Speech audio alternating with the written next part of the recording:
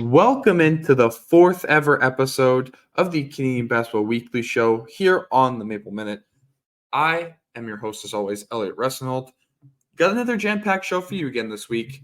It's been a little bit of a crazy week in hoops. We've got U Sports restarting. We've got high school and prep basketball back underway now here after the Christmas break. It was a little quiet last week, but we've got some stuff to talk about this week. And yeah, let's just get straight into it here. So, as always, we always start with the NBA Canadian of the Week. I hate to say it, but it's the same one from last week. He's been all over the news everywhere. Like I had said last week, he's going to be the face of this team. R.J. Barrett of his hometown, I guess I should say, Toronto Raptors. What a huge night for Barrett against Golden State on Sunday. They get a huge win over the Warriors. He drops 37, 6, and 6. Just an absolutely dominant game. And I'm recording this on Wednesday. They just played on Tuesday night. They lose to Lakers by 1 point.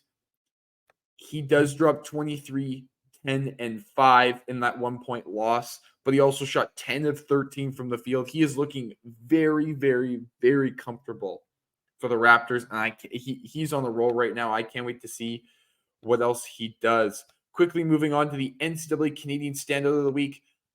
Honorable mention goes to Xavier Lee. He had 33 points against Harvard the other day. Absolutely unreal. He is showing that Canadian basketball is real and you need to take it seriously because there are some dogs out there.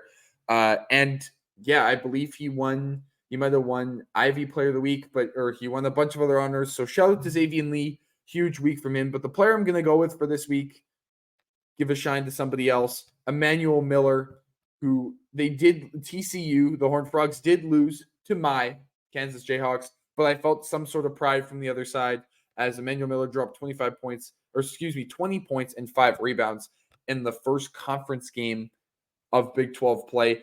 Emmanuel Miller had a really good game against the Jayhawks, and I couldn't have been more proud to watch him play against my favorite team, give them some fits. I think he and TCU's underrated this year here in the Big 12. So expect him and the Horned Frogs to be inside that top 4 in the Big 12 and pushing for a tournament spot.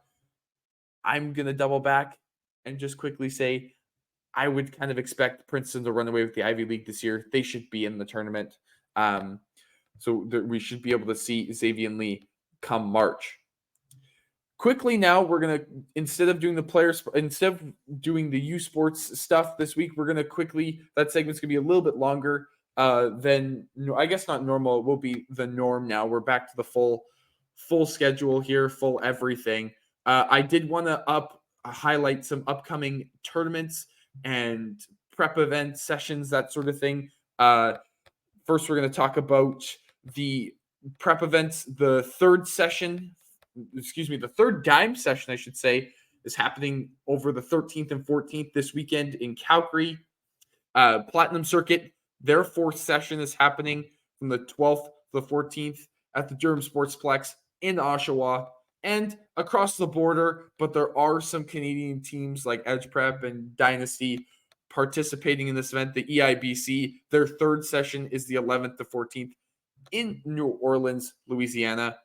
I will say, if you're here in Manitoba, there are 2 big tournaments this weekend when it comes to just the quote-unquote normal tournaments you see that get covered here in Winnipeg/Manitoba basketball. The 51st annual John Taylor Piper Classic happening this weekend.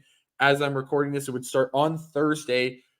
The morning game, I believe, is at 10:15. But the 51st annual Piper Classic happening this weekend, January 11th to 13th.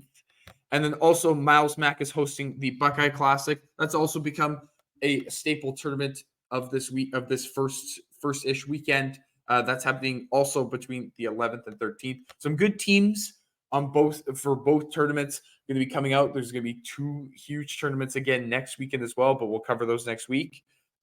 Excited to see who wins this year's Piper Classic and Buckeye Classic. Normally the Piper Classic is a little bit of a dogfight. It's normally got some really good teams in it. Normally one of those teams is a team that normally whoever wins is normally a team that's going to be contending in Manitoba 4A Provincials. And I'm interested to see how the competition is at the Buckeye Classic. Quickly moving along here, we're going to get into the U Sports parts of our segment. It's going to be we get a little bit more here going, just because this is, the hometown sort of, or the home country, if you will, segment. So we're going to get into the U Sports Player of the Week. We'll do this every week. If I haven't explained, we'll do a Player of the Week, previous week's Game of the Week. We'll look at the updated rankings for the week, and then we'll obviously preview a game for this upcoming weekend. This week's U Sports Player of the Week is Oakville native Callum Baker against Guelph and Brock, respectively. He put up 21 and 31 points. He was very efficient in that 31-point performance against Brock. 10-point victory against Guelph, 9-point victory over Brock. I could see U of T maybe climbing in if they keep getting a couple more wins. I believe they play Western this weekend, and might be Queens as well. I can't remember if Queens was this weekend or next weekend. I know they do play Western this weekend, who we will get to in a minute, is a ranked team. So that would be a chance for U of T to climb into the rankings. This past week's U Sports Game of the Week, talked about last week as the Game of the Week. It was Queens for the number 3 Queens University taking on, at the time, number 1 University of Ottawa GGs.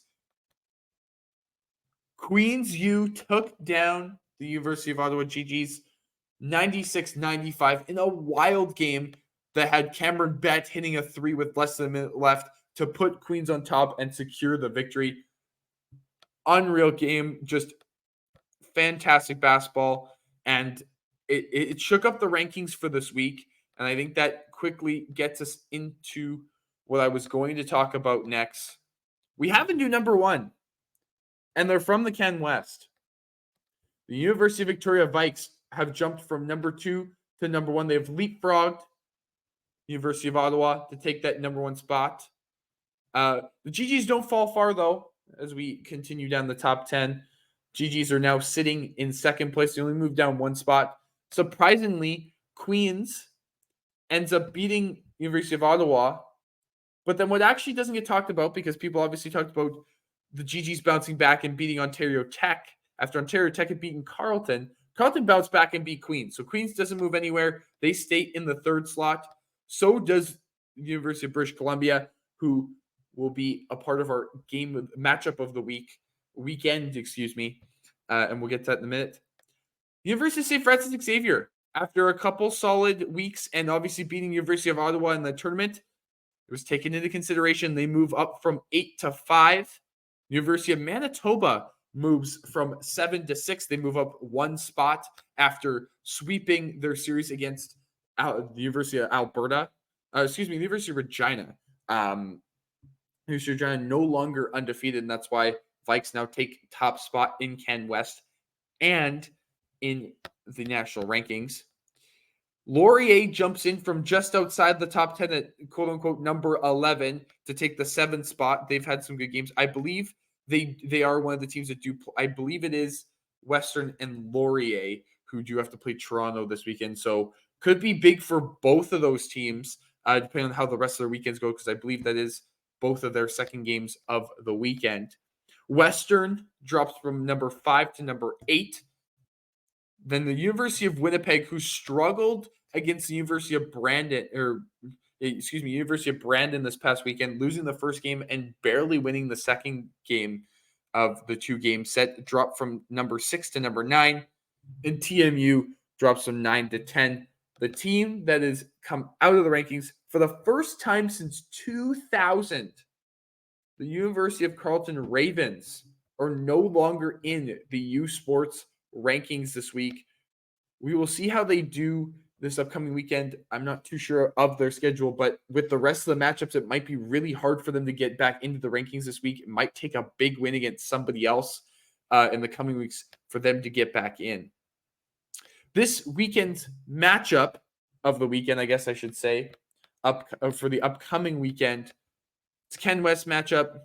Didn't want to just stick in the OUA. Wanted to show that there's other good basketball happening around the country.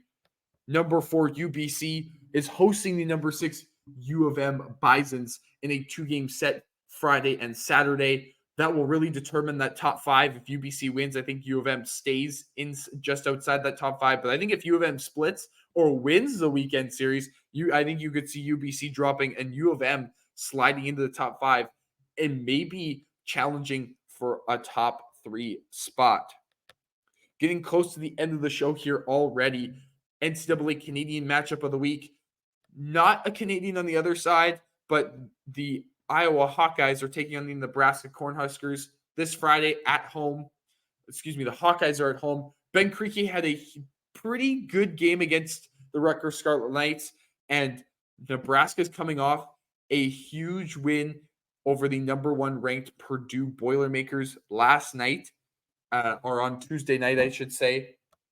So it should be an interesting one on Friday. Hopefully Ben Creaky can pull some of that game that he had against Rutgers, carry it over to the game against Nebraska. That'd be a huge win for the Hawkeyes. It would actually make the Big Ten a little bit more clustered, but would put the Hawkeyes in a good position at the beginning here of Big Ten conference play. And then to round out the show, NBA Canadian matchup of the week. Again, not one that has both teams with a Canadian in it, but I thought that it's been a while since I did highlight him because I've tried to stay away. He's been amazing, and his team has been amazing. The Oklahoma City Thunder are taking on the Orlando Magic at home this weekend on Saturday night. Obviously, Shai Gilgeous-Alexander has been fantastic this entire year. Lou Dort has also had a uptick in usage and performance this season as well. So I just wanted to highlight the Thunder. They're the second best team in the Western Conference. They've been fantastic. They're one of the best young teams. It's against another young team in the Magic who are pushing for a play-in game spot right now, sitting 8th in the Western Conference, the Eastern Conference. But yeah, I wanted to highlight the Thunder just because I thought I haven't really talked about SGA in a couple weeks, and they've been really good still, and they deserve some sort of recognition. So you should watch them on Saturday night at home.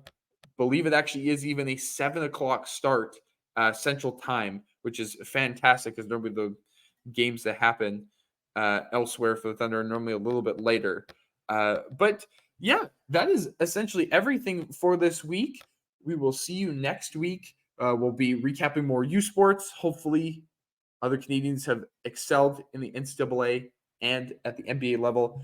And then I'm assuming I will get some reports from the rest of the scouts here at the Maple Minute. Should be able to highlight some Canadians for you from the couple 3 events that are happening this weekend. And then, yeah, maybe I will get a chance to highlight some of the players that were at the Piper Classic and the Buckeye Classic this past weekend. And so hopefully if you tune into the show, you get some info on who is playing well. If you haven't seen it, go follow the Maple Minute on Twitter. Follow me as well at Elliot Russenholt on Twitter and on all platforms. Same with the Maple Minute. We just released the Kia top 25, or excuse me, I can't remember if it's the top 20 or top 25, top 20, top 25 prep teams or prep/high school teams in the country. Obviously, FEIA Academy Red is the number 1 team in the country. If you want to go check out the rest of the rankings, where maybe the team that you support or follow sits, go follow Kia Top 25 on Instagram, or you can see the post at Maple Minute on all socials. This has been episode 4. It's been a quick one this week, but we will be back next week with more updates on Canadian basketball around the country, around the world. This has been Canadian Basketball Weekly. Your host, Elliot Russenholt. I hope you all have a good week. Hope you watch some basketball, and I will see you next week for episode 5. Peace.